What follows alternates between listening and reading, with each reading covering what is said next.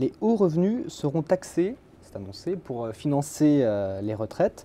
J'ai lu que cela concernait les foyers disposant de plus de 11 000 euros net par mois. C'est un chiffre qui a effectivement circulé. Oui. Est-ce qu'on en sait plus là-dessus? On a d'autres pistes d'évoquer aussi sur le toucher à l'impôt sur le revenu, par exemple? Ce qui est très difficile, c'est de fixer vous voyez, un niveau comme ça en disant t'es quelqu'un d'aisé ou t'es riche, parce qu'on adore dire ça, Ouais. t'es riche à partir de temps. Moi je remarque que le riche, c'est nécessairement celui qui gagne tout juste plus que vous, quoi. Celui-là, il est anormalement riche et vous, vous êtes anormalement mal payé. Tout le monde pense la même chose. Donc il faut sortir de ce débat un peu caricatural pour trouver une assiette de fiscalisation qui soit une assiette solide et pas totalement évanescente, et que ce soit une assiette qui soit considérée comme juste par les Français. C'est vrai pour les ménages, donc qui contribueront, notamment, juste si je peux dire une chose de plus, c'est que quand vous êtes un peu plus riche, que vous avez gagné un peu plus d'argent que les autres, voilà, quand vous êtes plus aisé, si vous contribuez au fond un peu plus, c'est normal.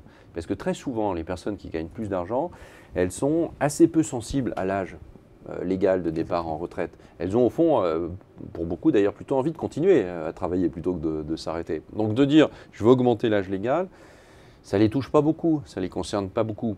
Et donc elles ne feraient pas d'efforts comme les autres si, au fond, on ne leur demandait pas de contribuer un peu plus en termes financiers. Puis en dehors des ménages, il y a les entreprises qui doivent elles aussi contribuer à cet effort supplémentaire pour la retraite. Comment ça va se passer pour les entreprises, hein? Non, je n'ai pas plus de réponses précises, je ne tournerai pas autour du pot, mais Les cotisations, on fera… les allégements de cotisations pour les bas revenus, on va trouver un moyen qui permette à la fois d'être efficace en termes financiers, de retour financier, et en même temps qui ne nuise pas de façon forte à la compétitivité. Parce que si vous nuisez à la compétitivité, alors vous nuisez à l'emploi, et donc vous nuisez aux cotisations sociales, enfin en dehors même de nuire à tout le monde, parce que personne n'a envie de se retrouver chômeur.